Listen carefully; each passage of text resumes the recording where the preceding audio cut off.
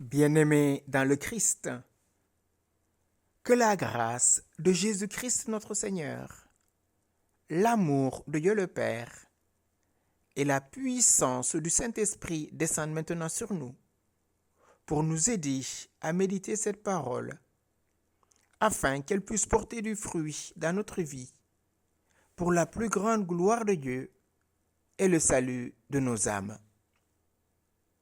En ce 5e dimanche du temps pascal, j'aimerais méditer avec vous l'évangile de Jésus-Christ selon Saint Jean, au chapitre 13, du verset 31 au verset 35. Au cours du dernier repas que Jésus prenait avec ses disciples, quand Judas fut sorti du cénacle, Jésus déclara : « Maintenant, le Fils de l'homme est glorifié, et Dieu est glorifié en lui.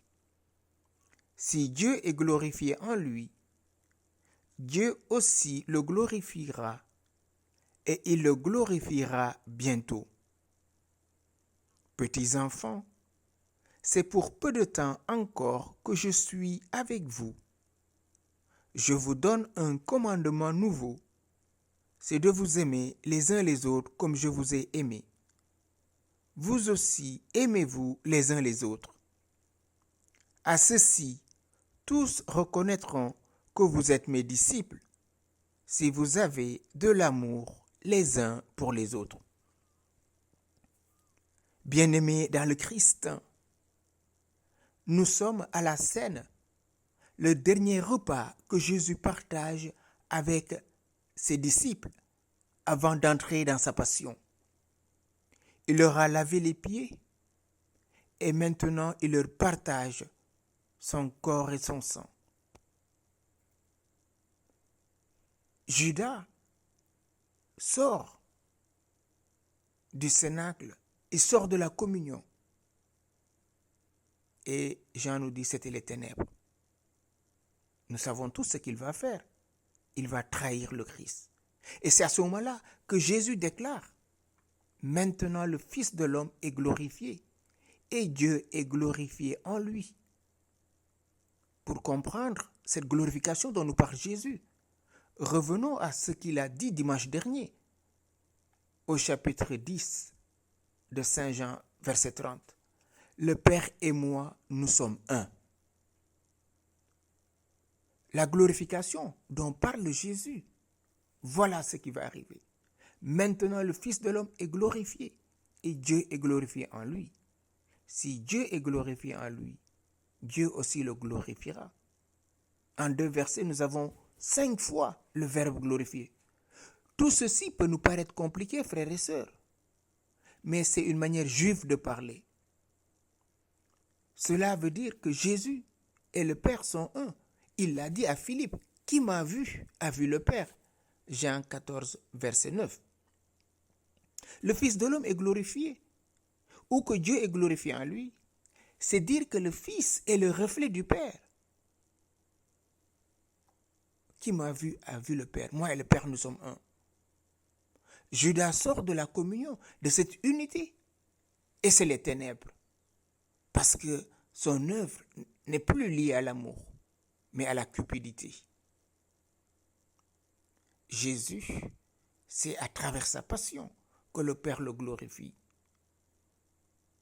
Malgré qu'il soit trahi, abandonné tous, persécuté par tous, Jésus reste dans la bienveillance de l'amour.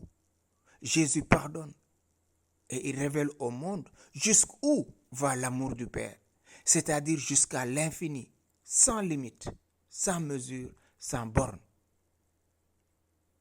Jésus nous montre que sa passion, la trahison, le reniement, tout ce qu'il va vivre ne l'empêche pas d'aimer.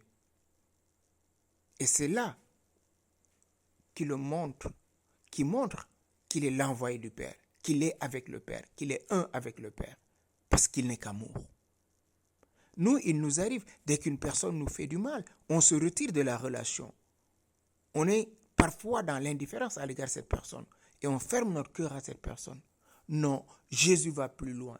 Et c'est pour cela, il nous commande de nous aimer les uns les autres. Je vous donne un commandement nouveau. Aimez-vous les uns les autres. Dans le Lévitique, il est dit, aime ton prochain comme toi-même. Quelle est la nouveauté? Ce qui est nouveau, c'est d'aimer comme Jésus a aimé.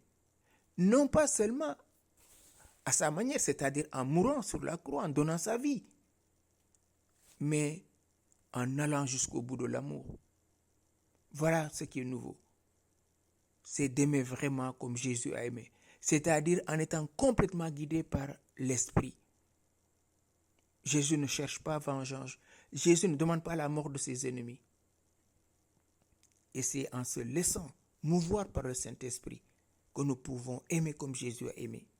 À ceci, tous reconnaîtront que vous êtes mes disciples, si vous vous aimez les uns les autres. Bien plus qu'un commandement, c'est un constat. Si nous sommes réellement les disciples de Christ, c'est son propre esprit qui dicte nos comportements, qui dicte notre vie. Pour le dire autrement, Dieu sait si l'amour au jour le jour est difficile. C'est presque un miracle. Eh bien, si nous y parvenons, c'est parce que nous sommes mus par le Saint-Esprit. Oui, depuis notre baptême, l'esprit d'amour habite en nous. Est-ce que nous croyons à la puissance du Saint-Esprit? Croire que le Saint-Esprit habite en nous, que ses ressources d'amour nous habitent, qu'il veut œuvrer à travers nous. Voilà la force chrétienne. Voilà le secret de l'amour. Parce que le Saint-Esprit, c'est l'amour du Père et du Fils. Nous savons par expérience que ce n'est pas facile d'aimer son entourage, d'aimer tout le monde, voire même aimer son ennemi. Il y a des gens avec qui on a plus de facilité, d'amour, d'autres non. Mais si le Saint-Esprit habite en nous, si le Saint-Esprit nous conduit, nous pouvons aimer tout homme. Parce que tout homme est à l'image, à la ressemblance de Dieu. Et Jésus a donné sa vie pour tous les hommes et pour chaque homme. Raison pour laquelle, frères et sœurs, nous devons vivre constamment sous l'action de l'Esprit Saint. Demander à l'Esprit Saint de venir habiter notre cœur, de guider nos actes, d'éclairer nos choix, afin que tout soit vécu dans la vérité de l'amour. Ce n'est pas la sensibilité. L'amour va plus loin. Et c'est cet amour qui peut et qui me donne la force d'aimer comme Jésus a aimé. Voilà la nouveauté. Parce que Jésus, depuis son baptême, est rempli de l'Esprit Saint. Et il vit avec le Père et le Saint-Esprit. Et il veut que la Trinité bienheureuse continue d'agir dans nos vies. Jésus vient de nous montrer de quel amour nous devons nous aimer. Comme lui, il nous a aimés. Et il le dira à la scène, si vous m'appelez Maître et Seigneur, et je le suis. Si je vous ai lavé les pieds, c'est pour vous donner un exemple, afin que vous fassiez vous aussi comme j'ai fait pour vous. Jean 13, verset 15. Le comme il nous a aimés, et après tout, à y réfléchir, c'est laisser l'Esprit Saint nous guider. Or, notre fidélité à ce commandement est vitale, puisque c'est à cela que nous sommes jugés être chrétiens. Nos communautés chrétiennes se reconnaissent par l'amour. C'est tellement frappant de voir dans les pays où il y a d'autres religions, c'est facile de reconnaître un chrétien parce que c'est des hommes et des femmes d'amour qui aiment, qui sont dans la charité. En entendant ce commandement nouveau, nous ne devons jamais oublier que Jésus, le dernier soir, a crié vers son Père. Maintenant, le Fils de l'homme est glorifié, c'est-à-dire révélé comme Dieu. Et Dieu est glorifié en lui. Oui, frères et sœurs, en Jésus, l'humanité est introduite dans la gloire de Dieu, dans la présence de Dieu, dans sa Shekinah, dans la vie de Dieu, par l'événement de la passion, de la mort et de la résurrection de Christ. Et parce qu'ils sont désormais introduits dans la gloire de Dieu, les disciples de Jésus peuvent vivre leur vie sous le signe de l'amour, puisque Dieu est amour, et que désormais, sa présence rayonne à travers chacun d'entre nous. Demandons à l'Esprit Saint la grâce de vivre sous sa houlette, de nous laisser habiter par lui, de nous laisser transformer par lui. Esprit Saint, toi le Père des pauvres, viens illuminer notre cœur et notre intelligence. Toi l'amour du Père et du Fils, viens consumer en nous la haine, la peur d'aimer, la rancune, afin qu'à ton école, nous puissions aimer en vérité, comme Jésus nous a aimés. Car sans lui, nous ne pouvons rien faire.